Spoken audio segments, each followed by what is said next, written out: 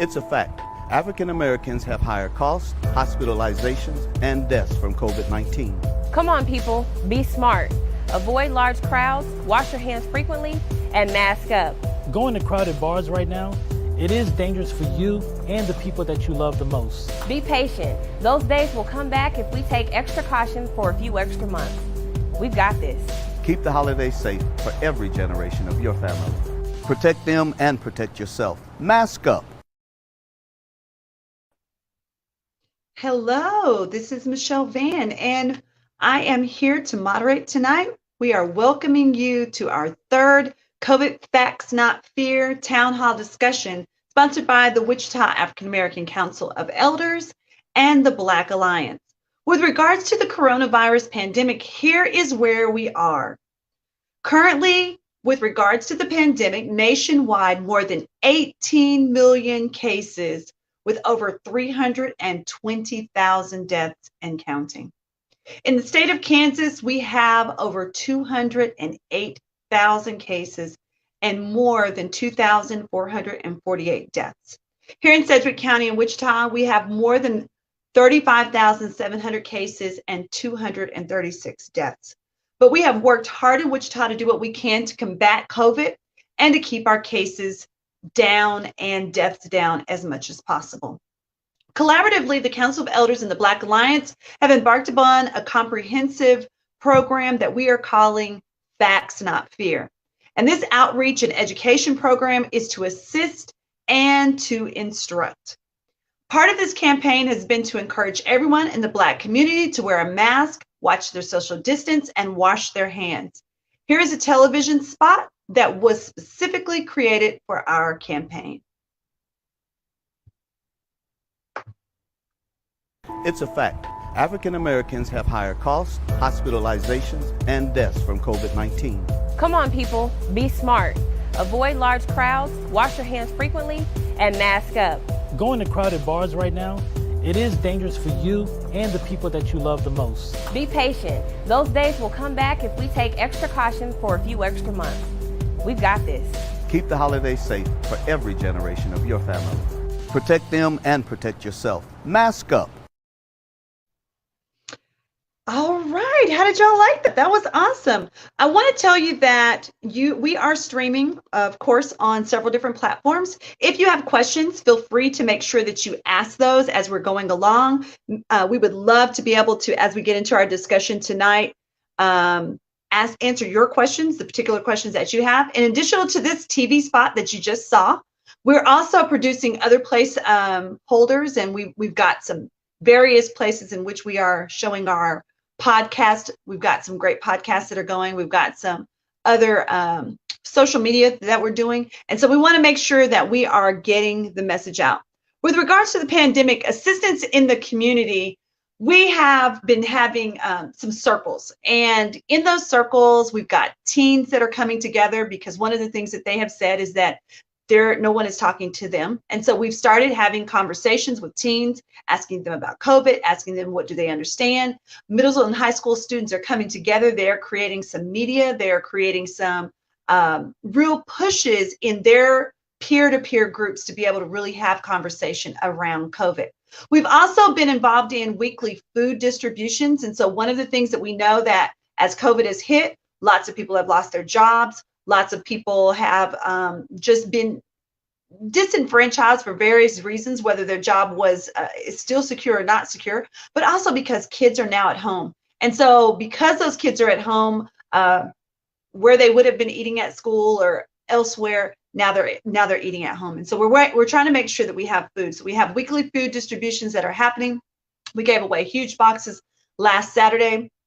Earlier this month, we also gave out about 7,000 masks, which was an awesome thing to have in our community. We also have had two previous town hall discussions featuring COVID survivors, community leaders, healthcare professionals, all designed to address the pandemic and how we combat it and survive. Tonight's discussion, we are going to really be focused on addressing the terrible mental health issues. I don't know about you, but being isolated really got to me and has gotten to some other people that I know. And so we really want to talk about the the mental health, the emotional health, the psychological health, the stress that COVID has produced. Being at home, being isolated, being away from the norm has some real effects on people. And not to mention the fact that we have had some deaths. Even though the vaccine has come out and we know that it is available to some, it's not available to everybody yet. And so that's another thing that we want to kind of address a little bit tonight. The big question is, what do Black people do until the time when they are actually serviced? So tonight we have several distinguished panel discussion guests that are going to talk to us and going to have some really good spirited conversation. And so the first panelist that we want to have up tonight is Dr. Rita Stanley. Dr. Rita Stanley is an internal medicine specialist. She does alternative medicine, holistic health services, and she's in that Kansas City, Topeka area. So she's local. She's seeing exactly what is happening in our areas. And so we appreciate Dr. Stanley being on. Listen, it's great to be with you. You are doing such a great work over in Wichita. I'm so happy to be associated with you. Just right down the road. Yes, right down the street. Yes, yes. All right, our next panelist is Dr. Theopia Jackson. Dr. Jackson is the national president for the Association of Black Psychologists. She is also a professor. She is, we just had a conversation. She is finishing up her last couple of days of school this semester. And so we rah her because we know how hard it is to get to the end of the semester, making sure your grades are turned in on time. So welcome, Dr. Jackson. It is a blessing to be here. Thank you for having me. On behalf of the Association of Black Psychologists, we want to honor the work that's being done in Wichita. Just to clarify, in addition to being that professor, I am the chair of the clinical psychology degree program at Saybrook University, which raises a whole nother level of responsibility and why I'm celebrating that this semester is done. I feel you on that. And it is always a privilege to have women of color such distinguished faces. And so we could just have, girl talk, but we have Dr. Derek Novosek, and he's here too. So he's gonna keep us girls on track tonight. He is assistant project scientist in the Department of Psychiatric and Biobehavioral Science, University of California in Los Angeles. And hopefully he's Good evening. It's good to be with you all. Thank you for having me and for inviting me to be a part of this really important and timely discussion. Awesome. All right. So our first question, Dr. Stanley. Yes. What has been your experience so far in what you're seeing with your patients in this Kansas City area, Topeka, because I know you kind of back and forth. What are you seeing as it pertains to mental stress and anxiety about COVID? I know that you're not seeing people in office. A lot of them are telemedicine, and I know that that's always an issue for some people. So what are you seeing happening? Yeah, I can't say I'm seeing anything new. I'm just seeing more of it. An acceleration of symptoms that people may have had before the pandemic. But this pandemic, in my mind, I can see wrestling where the man's down on the floor in the mat and that guy comes down off the floor. So, I'm not seeing anything new, but there is certainly, I've never seen so much anxiety just at its worst, where people really feel like they're losing their mind. They feel like they don't have a lot of options or control of it, and just a loss of control. We like to feel like we are in control of our daily lives, but this pandemic has shown all of us that, one day you can be up, going to work, in your office, doing your thing. The next day, you are not. You are at home, you can't move, you can't do what you have lived and studied your life to do. So it really is making people have to reassess. But in the midst of it, their dis-ease is what I call it, is at a high pitch, very high, lots of anxiety. Dr. Jackson, I see you shaking your head. Chime in on that. What are you seeing? First of all, I'm appreciating what Dr. Rita is saying. I completely get that. I just want to clarify too, to expand it a little bit, that for me, the COVID is not the only pandemic that's at play here. The racial pandemic is at play as well. So we're at the nexus of those two.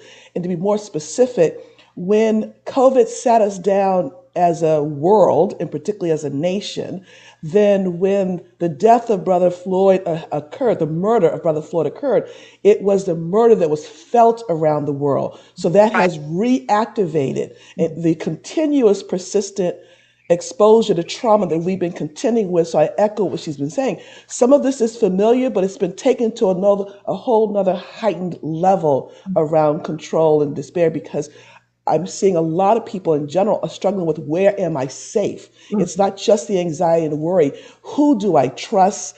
Are my babies going to be safe out in the world? So this is a very complex situation we're sitting in. And I have more to share later, but I just want to make sure I added that context in. I cannot talk about COVID-19 without talking about the racial pandemic, because they're intimately connected for us, as they should be for all of America. But we bear the psycho-spiritual brunt of it, because it hits a coreness.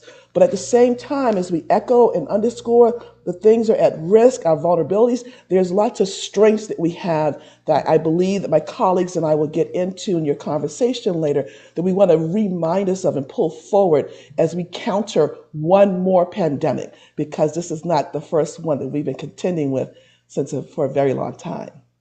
I would agree. And I would even say that we've been, even on top of that, we've got this health and mental health, and got that racial piece, and then we've got this whole economic. Absolutely. Because as we've been shut down, there's a piece in which we've not been able to move, not been able to operate, not been able to do business as usual. Yes. Right. I was getting my hair done tonight prior to coming here, and my son made a observation. He said it is a hard time for barbers and beauticians. I said, explain what you're saying. He said, well, Mom, look, there's nobody. And the holiday is days. That's right. Right. And to your point, as I shared with my colleagues earlier, I'm now porting my COVID crown up because of this, right? Letting all these grays come in. But you're right, because we're at the intersectionality of all of these places. There's a phrase that may feel familiar for many of us, that people said that if white America catches a cold, we catch pneumonia. Because before this set, we were already, quote, at risk in certain pockets. We're more likely to be disenfranchised economically. We're more likely to be disenfranchised in terms of the environmental safety of our communities and whatnot. And so once this hits, everybody's being hit by, but we have this other significant contributing factor of systemic oppression and systemic racism that brings all these complexities to bear. So I appreciate that. Okay, Dr. Derek, you can see that you're going to have to jump in, right? Yeah. All right. So tell us, what are you seeing? What are you seeing? I mean, because we've got the East Coast, we've got the West Coast, and we've got the middle. So kind of tell us what you're seeing out there in California. Yeah, well, unfortunately, this is really the worst part of the pandemic for those of us in Los Angeles. I think we're now being referred to as the new epicenter of the COVID-19 pandemic, in this third peak in cases. And so it's scary. And I think there's a lot of stress and anxiety in our community. And just as we've seen and discussed around the country, Black and brown parts of Los Angeles are being hit the hardest and bearing the brunt of this wave, with all of the reasons that Dr. Jackson alluded to. And so, we're just kind of hanging on here. We're in a stay-at-home order and hoping that it doesn't get too bad. I know our hospitals are starting to get stressed and overwhelmed. So as we see that, personally, how have you been navigating that space? I mean, being locked down is a whole different thing than just please don't go anywhere. But a whole, you're locked down is a different story. So how do you guys advocate? Yeah, well, I think in California we were, I believe, the first state to go in a stay-at-home order, and it was definitely, you know, a shock to. It just felt like the world kind of flipped upside down within a day. And we've been in some sort of version of a stay-at-home order for most of the time since then. But this one definitely feels different because it just feels like that things are a little bit more out of control. But I think for me personally, it's been really important to cope through connecting to friends and family, through exercise, and kind of getting out through prayer. Because obviously, you know, we're in month 10, or I can't even keep track at this point. And it's taking a toll on all of us. And so I think it's really easy to get lost in that. And so it's really important that we kind of hang on to our coping strategies. And Michelle, if I could expand upon that, 'cause I really Sure. appreciate what Dr. Novak is sharing. And my apologies, I should say Dr. Van. I keep getting comfortable with you, my sister. So I'm that's the Michelle. other place I'm moving in and out I'm of. Michelle every Right. day. But I want to first give even more context. So, the Association of Black Psychologists was founded in 1968, and it is independent of the American Psychological Association. It's the first ethnic psychological association to be born, and its mission is very clear. Its mission is to illuminate the African spirit, to elevate the African character, and to liberate the African mind. And so, as I hear what my brother Derek, if I may, is sharing, I would add to this is what we're trying to do is to restore this mess that we're in and remind our people of our own capacity to survive and thrive in spite of. So, for example, we shifted the language from being locked down and all that, because psychologically that has a negative connotation to it. But we're saying, how do we socially engage in a safe distance? And it's more than just a changing of words, it's a changing of direction. Also, when we think about mental health, our society usually identifies that as when something's wrong, how do I fix you?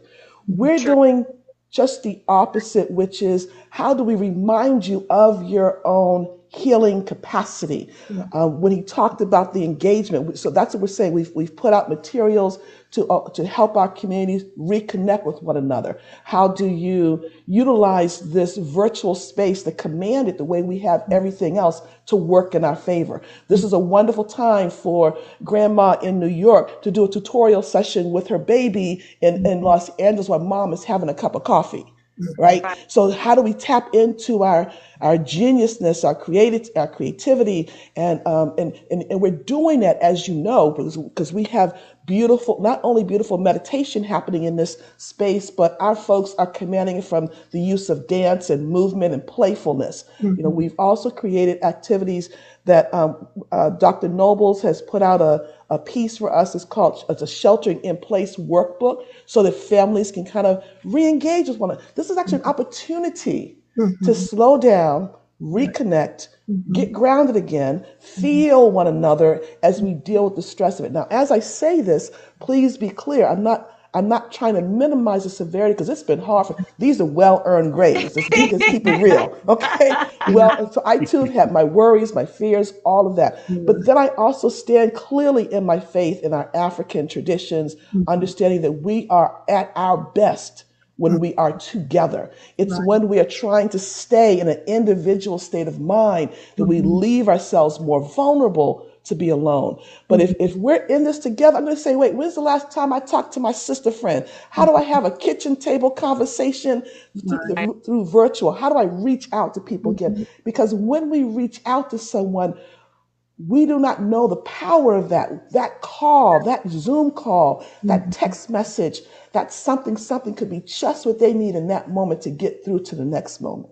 So I And I would say think, message that. Go ahead, please yeah, go ahead. I was going to say, I think the other part of that, and you spoke to it, was where I have really found a lot of comfort and in the midst of this is knowing that when people are empowered, when people are empowered with information, through this whole thing, starting way back in February or March, I knew there was a pandemic before this one, like you said, Mm-hmm. but this from a healthcare standpoint was around vitamin D deficiency. That Yes. pandemic was way before COVID. So I said, okay, how can I help people at the beginning to understand that these are the things you have to do in order to have an immune system that's going to help you through this. So I spent a lot of time on that. So, it just helping people be empowered with things that they can do. How can I be protective? How can I do things that are going to protect me?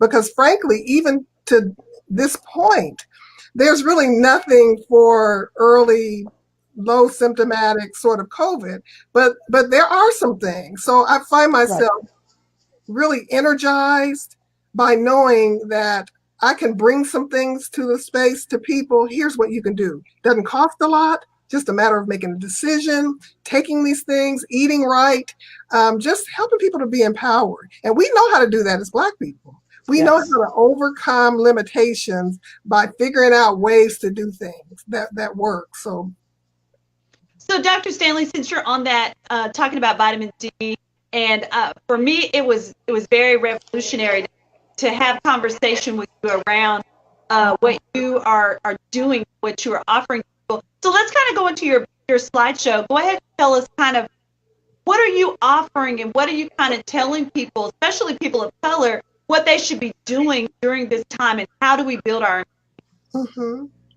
Yeah, and do I need to do anything around? Okay. Nope. Your slides. And these slides are not going to really, just go to the next one, please. Next slide. These slides I pretty much focused on, since we were talking about mental health. A lot of times I see people in my practice who come with primary mental health symptoms, but they don't realize that the stressors, those things that provoke their mental health symptoms, are causing a lot of physiologic changes in their body. So I spend a lot of time, because by the time people see me, it's usually a 911. They're anxious, they're depressed, they're tired. And so I like to show them in a very, I'm a visual learner. Show me what you're talking about. And I say to them, by the way, you are not crazy. Let me tell you what's happening in your body as a result of environmental stressors, nutritional stressors, physical stressors, psychological stressors, pandemic. This is what's going on. This is what your body's doing, because this is how God created our body. So when we're exposed to those stressors, there's actually an axis, we call it, from the brain to your adrenal glands. And adrenal glands sit on top of your kidneys, but they produce powerful hormones for a reason. It's a good thing. That's the way it's supposed to work. But I don't believe God ever intended for us to be in this constant phase of high stress day after day after day. So you have to understand that your adrenal glands do the best they can. They spit out that cortisol. They get your heart rate up. They get you out of danger. There's a lot of physiologic things going on in your body, and they should be. But at some point, just like a car, you drive it too long, you don't service it, something's got to give. Next slide. I'm just going to go through a few. If you can go to the next one. And this is just a picture of that axis. Starts in your hypothalamus, pituitary, and down to those adrenal glands to do what they're supposed to do, which is to get us prepared, get us out of harm's way, and get our body functions in a mode where they're going to protect you when it's not too much stress. Next slide. And I just wanted to show this just a minute because, again, we don't really think about adrenal hormones. We don't really think about cortisol, except negatively. Talk about belly fat, stress hormone. But understand that cortisol and DHEA, those are not the only hormones that come from the adrenal gland. But just look at all the different body functions that cortisol and DHEA manage. Every carbohydrate, that's your sugars, detoxing, your neural health, your memory, your sleep, your mood, your hormone system. I'm making a point. My point is, on a good day when things are working well and you've got your cortisol and DHEA, you have a body that's functioning optimally. When we're in a pandemic, or just the stresses of systemic racism, and are we going to be safe? Is my son going to come home tonight? You have to know that these hormones are attempting to do what they're supposed to do, but Mhm. sometimes they get imbalanced. Next slide. Next slide. And these are the symptoms. So just recognize, I put this up here because you can just look at these symptoms and find yourself wired, tired, anxious. These are bodily, physical symptoms that you can feel and experience as a result of stress and the result of stress on your adrenal glands. And that's not the only gland that stress affects. But I just wanted to paint a picture for people so they don't think that they're losing their mind, they're sick, they've got cancer. Simply the stresses of life and the effect on your adrenal glands can create this whole constellation of symptoms that will drive you, or feel like they're driving you crazy, or certainly drive you into the doctor's office. And I've been on both sides of the fence. I'm internal medicine. I practiced primary care for 20 years. And then I found the beautiful beauty of functional medicine, which really looks at the body as a total system. In functional medicine, we don't pull out our organ systems. We look at the body as a total system.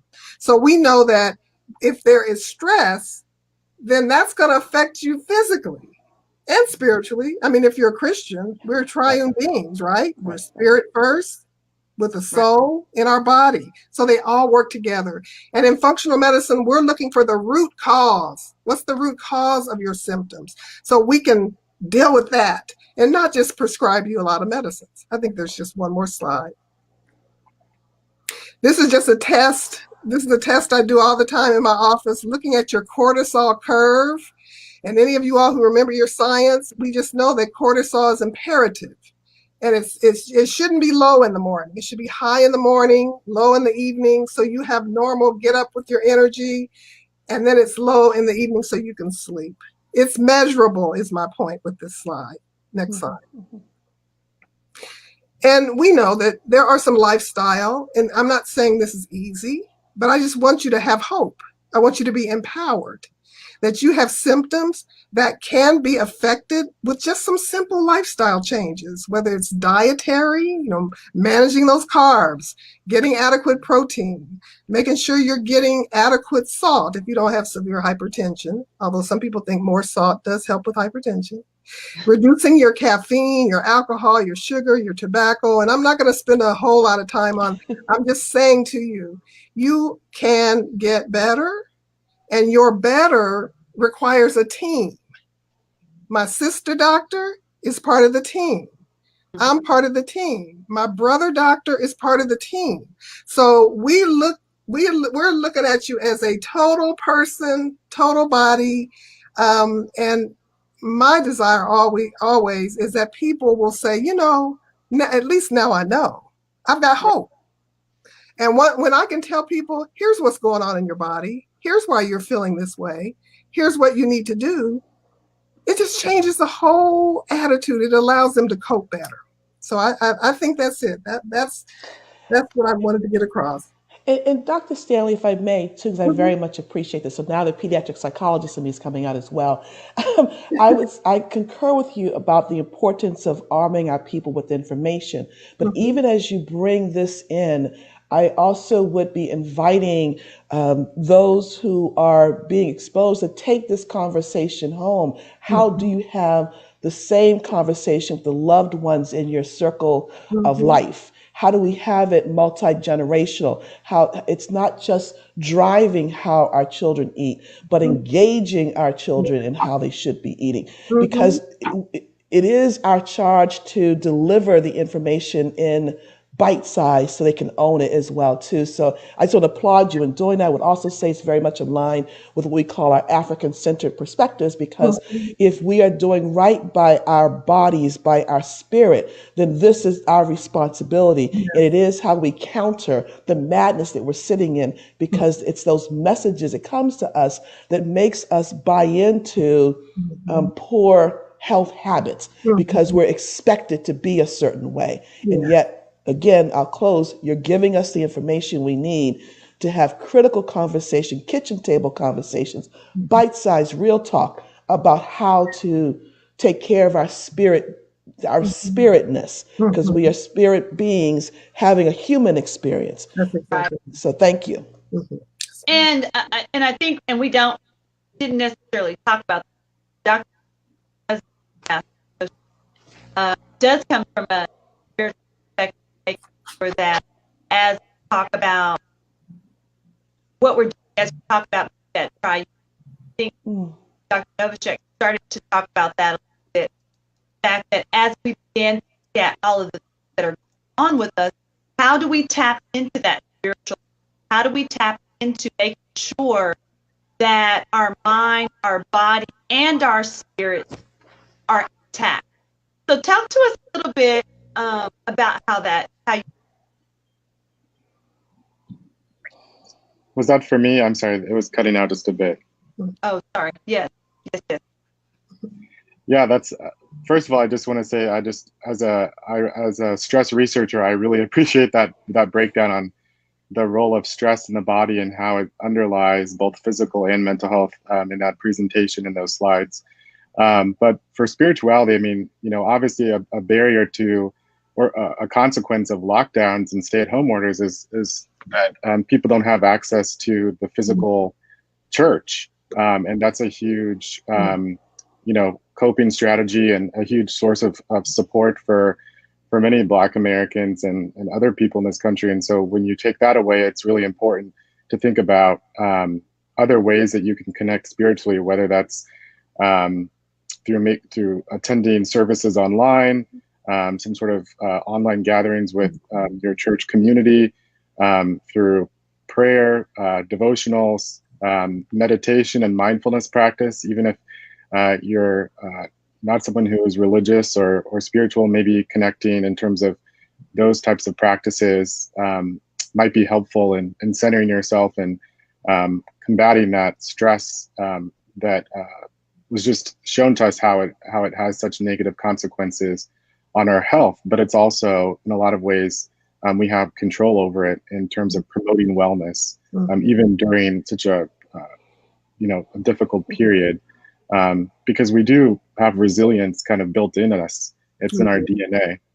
And I think what I'm actually observing is an uptick of, particularly, again, now that our faith leaders have acclimated to this virtual space, they are reaching further and further. So we're actually being able to bring something to people they were limited by before geographically. So I'm actually seeing an uptick in recommitting to spiritual practices and belief. I'm seeing an uptick in wanting to be more curious about who are we as people of African ancestry? What's our true story? Wanting to read certain books, remind ourselves of our history and our greatness before we came to these shores as direct descendants of 1619. So I just want to, again, balance both here, and you'll hear me do this throughout our call.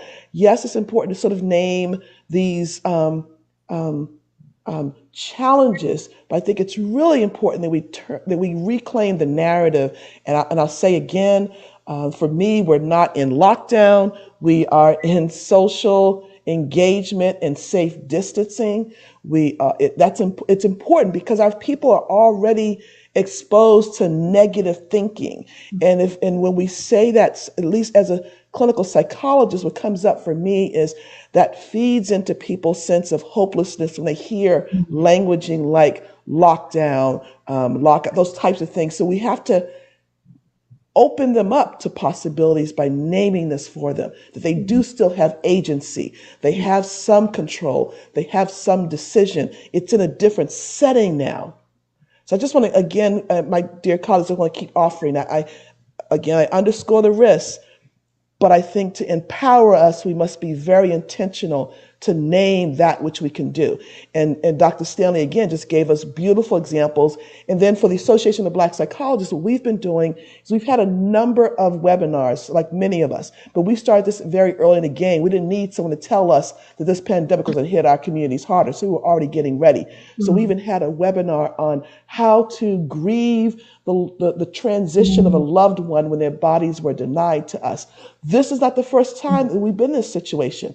So all of these these webinars have been recorded and they're on our YouTube page.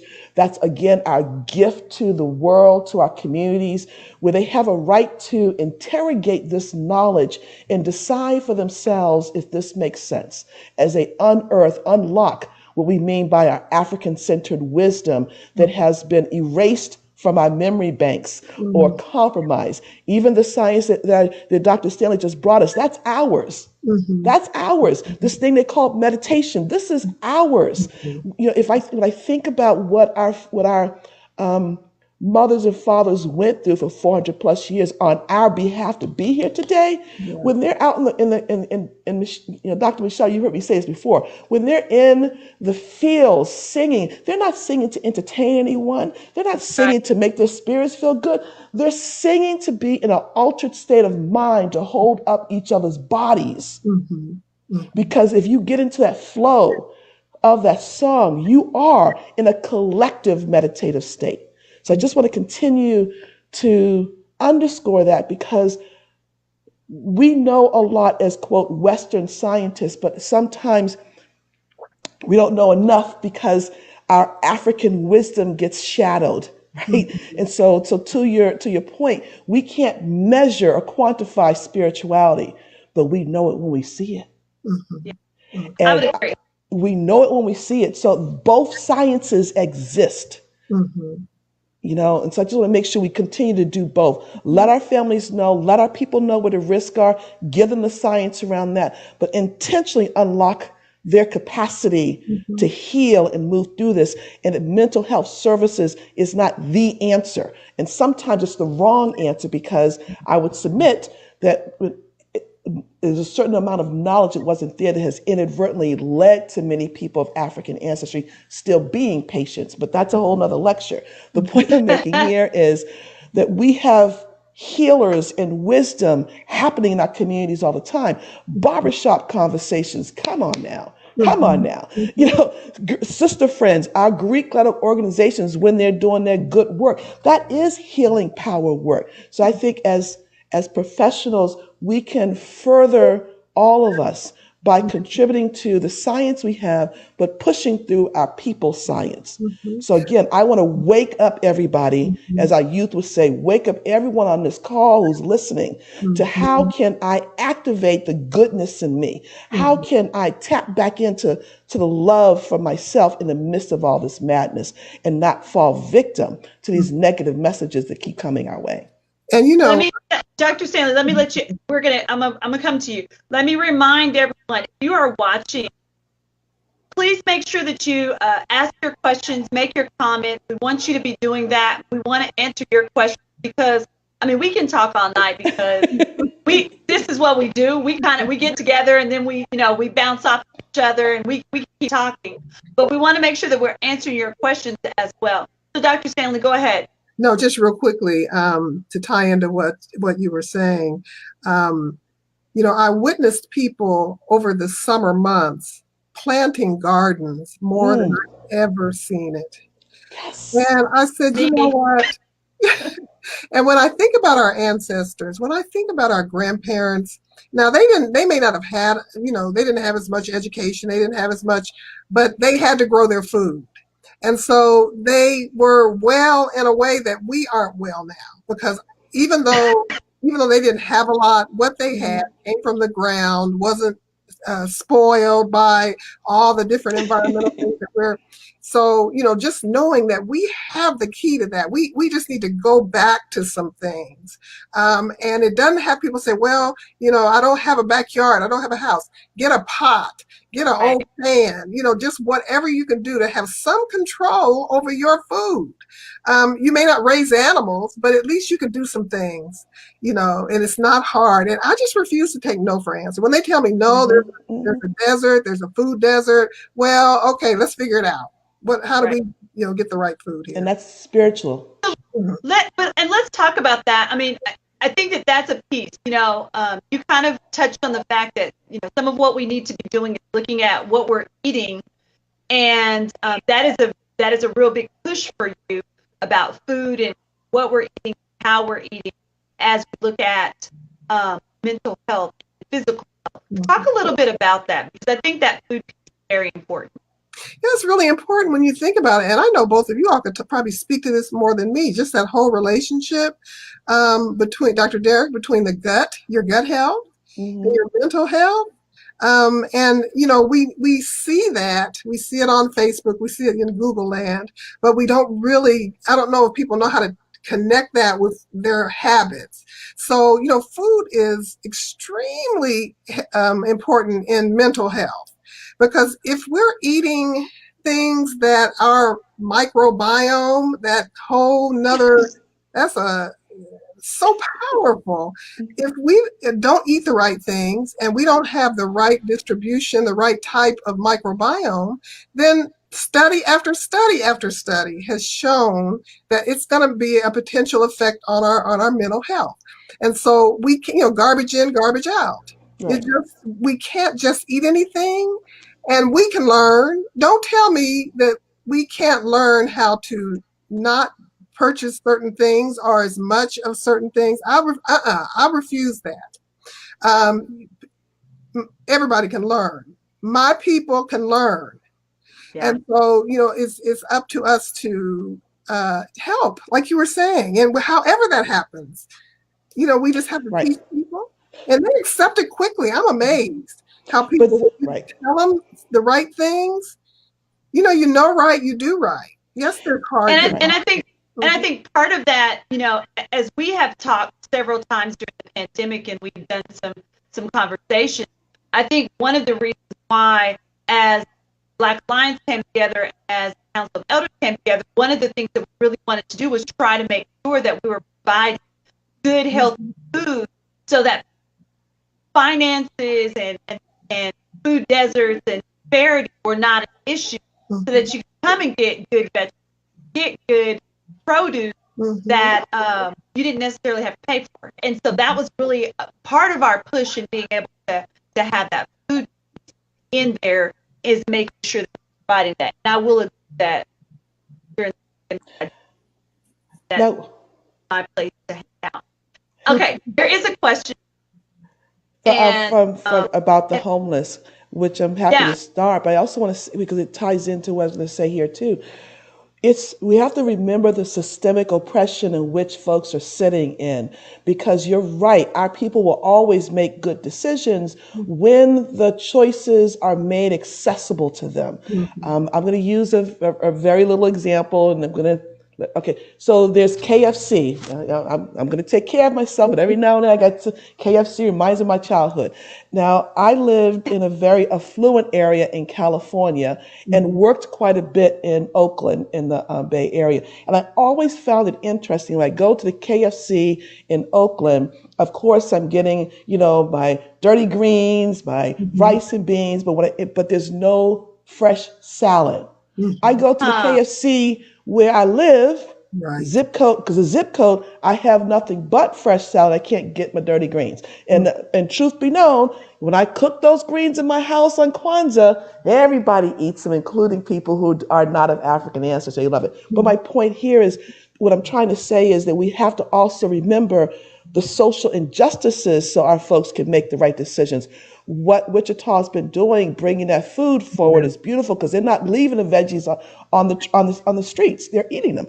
So we have to be intentional in our collective power and hold our elected officials accountable to communities. And the same thing shows up when I worked again in pediatrics in Oakland, where they're looking at health disparities for our youth who are at risk of obesity. Well, again, where they're doing their fresh grocery shopping is in the dollar store. Right. And the cost is so high, and it's vegetables that we would not touch in our particular neighborhoods. And so, but at the same time, KFC is promoting $10 to feed 20 people. So this is also tying into the question that's being asked about what's going on for those who are homeless and homeless teens. So first and foremost, these were already communities that were unseen and unserviced. So let's be very clear. This COVID is not making their life any better. Okay. So once again, we have to be very intentional and there is something healthy about not being distracted by my own depression in the midst of all of this, and instead to do for others. Like, that's what's getting me through as the president right now of ABSI, because this is a hard time to be the president of any Black organization in the midst of all of this. But what wakes me up and serves me is when we can leverage our power for others. So to answer that question, we should be asking ourselves, how are our homeless people doing? How are our homeless teens doing? Who's supposed to know that answer, and what are you doing? You are accountable to us. Yeah. Dr. Derek, in LA, California, there's a huge homeless population. What's happening? Yeah, I was just gonna speak to that. So, obviously in Los Angeles and California, everyone knows that we have a huge public health crisis with homelessness, and in some ways, COVID has caused our leaders to really prioritize serving them. And now, for the first time, we're seeing mass programs devoted and resources devoted to housing people in hotels, in trailers, in other buildings that the city and the state are occupying and using. And now the question is, what happens after the pandemic? What happens after COVID-19 is over? We can't send these people back to being unhoused. We need to make sure that there are some programs at the other end of this to house them. And also to house them in communities and places that are going to support them. One of my areas of research is community integration for people who've experienced homelessness. And if we really want people to be successful and to thrive in their communities, it's actually more than just housing. They have to have other services in place. But certainly nothing can be done without housing, and we have to make sure that our leaders, our government officials, our city officials really prioritize housing after this pandemic. Otherwise, we would have learned nothing from this. Right. So as you think about that, and think about what immediately came to my mind was the whole idea of the hierarchy of basic. So as we look at those basic needs, shelter, having the ideal of safety, all of those things are so important. How do we begin to help people have those basic things? I mean, no, we can't solve the problem of homelessness, but what are some things that we can do to help people as they matriculate through the piece of needing safety, needing to have that security as they move forward? Well, I'll jump in a little bit to get us started, but my colleagues, I'm sure, will have much more knowledge to share than I, particularly the work that you're doing, Brother Derek. But I do want to say that we have to hold each other accountable. I think that's the other part of it as well, too, that we have fallen into a state sometimes collectively of not seeing each other anymore. Because that's not directly affecting me, I too am not looking at it. I too am inadvertently contributing to the disenfranchisement, particularly when I think about some zip codes that we're used to being in as Black folks now. As soon as someone says affordable housing, then we get all twisted up as well, too. Or when there's different levels of socioeconomic Black folks showing up in one space, we want to somehow make sure I'm not that Black, right? That's not me. I'm the one that has a financial right to be here, not the one who's getting. See, that is our mess up. So we have to get through that so we can work more collectively, because these are our children. These are our families. These are our mothers. These are our fathers, our grandmothers.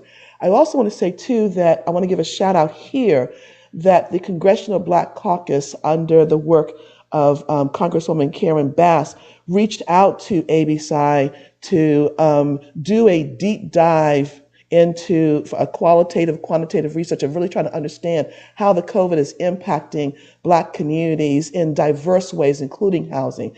And more specifically, this has been expanded to include all the ethnic psychological associations. So we're looking at it for communities of color, and it's also being supported and funded through the Urban League. So there is hope happening. There is, because again, this is going to be a huge database. It's for us and by us, right? And this will be some of we're looking for legislative and policy making to come out of this that's directly driven by our experiences, our needs. We're in the first phase now, which is organizing and beginning to tap into which database. But the second phase, as I understand it, because I'm not the one directly involved, but as the president, but the second phase will include on the ground folk. We're going to be having to partner with certain community organizations, which may even be some that's represented in this space now or on the listening area. We want to hear directly from them, hear the voices of our people about what their needs are, and create pathways forward that's driven by us. Yeah. So as we think about that, so Dr. Jackson kind of brought out the ideal that there are phases. So we're in a phase right now where we're bringing in the vaccine. Dr. Stanley, I know that you've been posting about the vaccine. Of course, I threw out "Are you gonna get it?" Because I'm not convinced yet. So tell us about the vaccine and what should we be expecting, and should we? I mean, given the history that we've had with vaccines and trials and things of that nature, should we be concerned as Black? Oh, sure. Oh, certainly. We can't. I mean, we're going to be. We have to acknowledge the past and that dark history. And, most of us know about Tuskegee and just lots of different things. There's a whole book on those sort of medical things. But, I believe that it's irresponsible for us to just discount it based on, we can't do that. To me, that takes the power from us. If we say, I'm not going to get that vaccine because of what happened to us in the past, I just don't believe it's not in our best interest. We know that Black people die almost 3.5 times more than whites. Hispanic, indigenous people, about 3.4 times as much die from COVID. When we get infected, it tends to be worse. And frankly, we're not going to get out of this. We are not going to get out of this place unless there are 70% or more people who are immunized. Right. Now, I'm not an anti-vaxxer, but you know me, I'm not a big, I haven't gotten a flu vaccine in 14 or 15 years. They're not very effective anyway. So I just keep my immune system as healthy as possible. But this is a different animal. This is not the influenza. This is SARS-CoV-2. It is deadly. It is not playing. And we can see that now. There's so much infection in the community. I tell people it's really hard to avoid it. You better be sticking close to home, because right now there's so much infection in the community. It's just challenging not to be in a space where there's one or more people who are infected.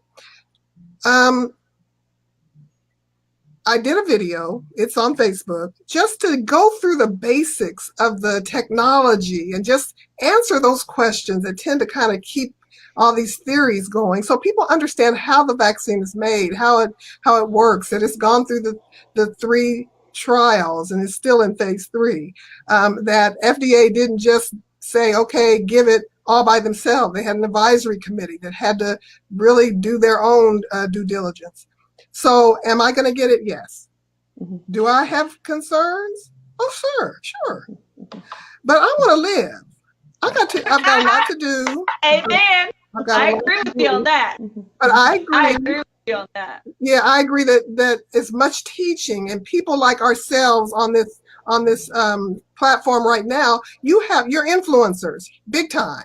So there are people that when you say something, they're going to listen. Okay, that's Dr. Stanley. Okay, all right. At least she's giving me the right information to make a prayerful, informed decision. So, Dr. Stanley, I want to join with you. I'm always going to seek your advice first. Right. So, Dr. Stanley, I'm going to join with you with your ultimate objective in terms of us making informed decisions, but I also want to contribute 2 other points to that process. Okay, I think we have to do them really quick. I'll do them too. First and foremost, we need to honor our folks' concern and actually hear it and listen to it, because Sometimes Yes. what happens is we cut it off too soon to move them to the next stage, and it only perpetuates it. Number two, healthcare itself, the researchers must own it.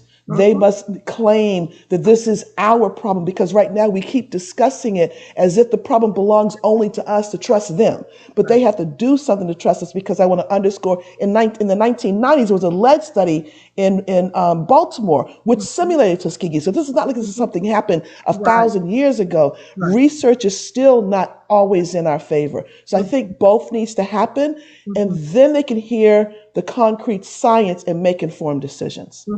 I agree with you. We just don't have a lot of time, so we got to do it. Oh, and then that coming to us for a while, so we got time. Come on, Brother Derek, what were you going to say? Yeah, I just want to echo the fact that we really have to listen to people's concerns. We have to validate them, because there is, reasons to distrust medicine, to distrust healthcare, to distrust research.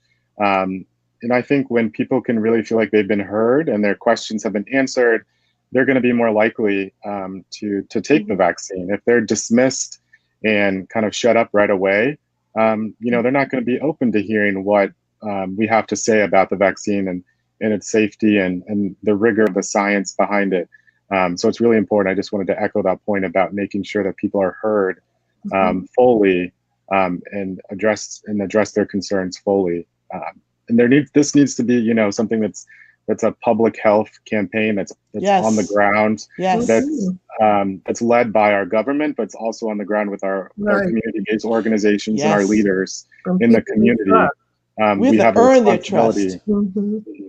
Yeah. And that leads us to our next thing, that on December the 28th, right around the corner, we will be having a whole conversation, another town hall, and it will be about the vaccine. We've got some people that have taken the vaccine, we've got some people that are going to be talking about the vaccine, how is it going to work. So we want you to make sure that you tune in to that on December 8th. We'll be right back to the same spot. So wherever you saw us tonight, we will be right back here on December 28th. Dr. Stanley, tell us where we can see, where we can hear you. Where can they find you? Oh, Rita Stanley, MD. Facebook is probably the easiest way to get to me. Rita Okay, Stanley, Dr. Jack. MD. Follow Rita us Stanley. on ahead. Facebook, YouTube, and also Twitter, the Association of Black Psychologists. All right, Dr. Novacek. I think we still have 2 minutes is what I'm seeing here, but you can follow me on Twitter at Derek_Novacek. Okay, so we want to make sure that we are giving you information, because we want to make sure that you also understand that as you go out there on the Wichita Black Alliance page, you will be able to find this video. You will also be able to find information. We will have a handbook available to you so that you will have resources. Someone talked about meditation. Someone talked about, there are all kinds of things that we can do. We can be doing yoga. Right now in the winter in the Midwest, we can't necessarily garden outside, but we can bring in some things and do some gardening in our house with some lights and with water. And there's various ways in which you can garden inside. And so we want to offer you that it's not just a one-way, one-size-fits-all, but that there are a multiplicity of things. Right now, the Association of Black Psychologists, APSI, doing so bonus circles. They are other work as it pertains to making sure that we have resources in our neighborhood to take care of each other. One of the things we want to make sure that we're for us, by us, so that we are help, we are progress through this, so that we know that spiritually, naturally, physically, financially, we are progress. The advice and suggestions of all the panelists tonight will be available in that digital COVID book, and that manual will be in on www.wichitablackalliance.com, and it will also be on the Council of Elders Facebook page. Make sure that as we are coming to the end of our time, that you are staying safe.